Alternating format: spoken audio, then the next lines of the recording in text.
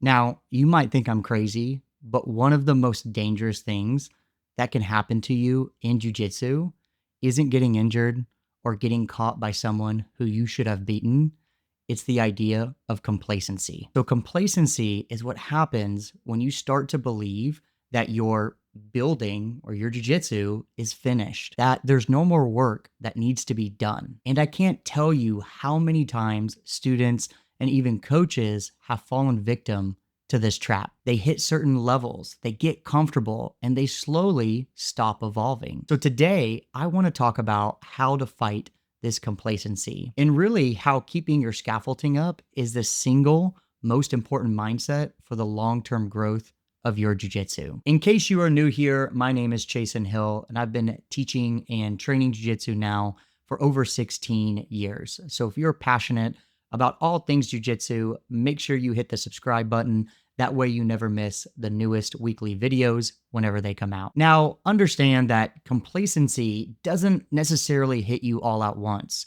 It kind of creeps in very gradually. Usually, I see it right after a big breakthrough actually happens in training. So you've improved something significantly, like your guard, or you're winning more tough rounds than you're losing. And then kind of suddenly you think to yourself, hey, I've kind of got this thing figured out. For many students, this tends to happen usually around the 3 to 4 year mark.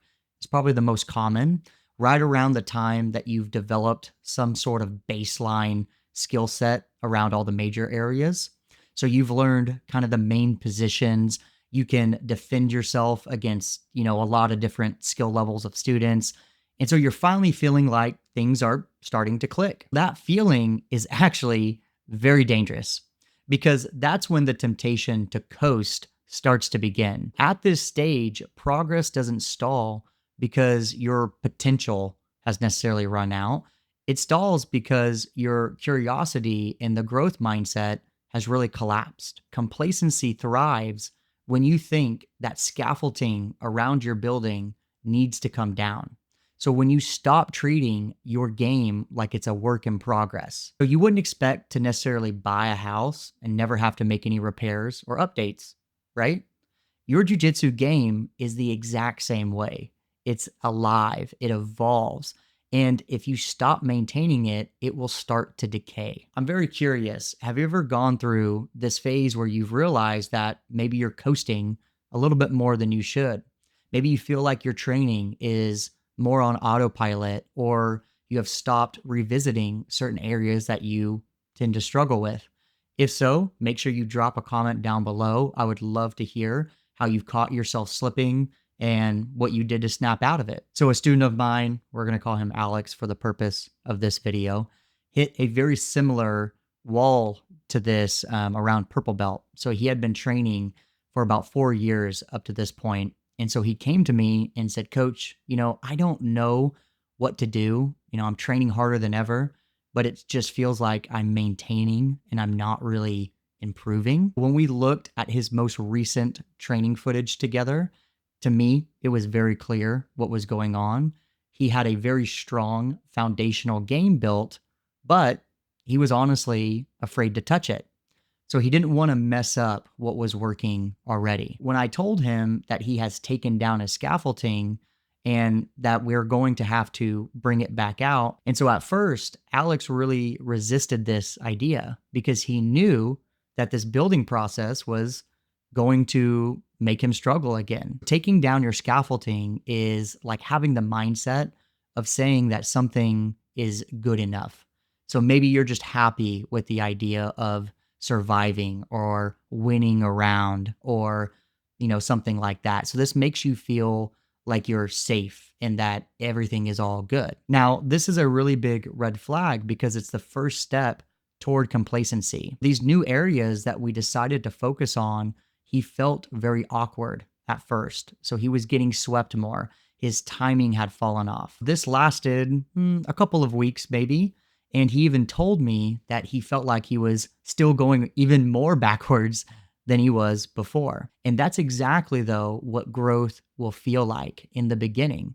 So it's called growing pains for a reason because it's very uncomfortable. To his credit, he stuck with it and he stayed in the pocket. Now, after about 3 or 4 weeks, he began to feel that shift. So the gaps started to close and his movements became smoother, more intentional. And he wasn't getting swept as much, and his timing was starting to come back. After a few months later of focusing on it a bit deeper, his game looked completely different. So he was calmer under pressure. His scrambles felt slower, not because he was moving slower, because he was seeing more of what was happening. So Alex didn't just improve technically, he changed how he thought. He went from protecting what he knew to exploring what he didn't, from the fear of failure to using it as actual feedback. Now, the real danger of complacency is that it feeds this closed mindset. So, assuming that what you have built or what you have done is good enough. Keeping a growth mindset, on the other hand, requires you to keep the scaffolding idea up. So, you have to ask questions like, why is this breaking down? Or what principle am I missing? So, the growth mindset doesn't see flaws as failures, it sees them as data. Each mistake becomes an actual opportunity. Growth isn't always easy to find or see. In fact, it can be deeply uncomfortable. When you start drifting into new concepts or positions you know nothing about, you're going to fail, and you're going to fail a lot. You'll lose a lot of rounds that you used to win. You'll feel awkward in places that used to feel automatic. And this is where many students fall off, because an open mindset doesn't give you that immediate validation that you get from perfecting what you already know. In the beginning, it's slower and it's more humbling. But here's one thing I can tell you. If you don't adopt some type of growth mindset at some point, you're going to develop resentment. That feeling of I'm putting in the work, but everything is just getting worse or staying the same. That's when students stop seeing improvement altogether and ultimately just give up and quit. So the key is to have balance. A true growth mindset is about consistently reinventing yourself. It's about staying open and curious and patient enough to let those new ideas develop long enough to bear any kind of fruit. And one of the best ways to do this is to evaluate your own jujitsu.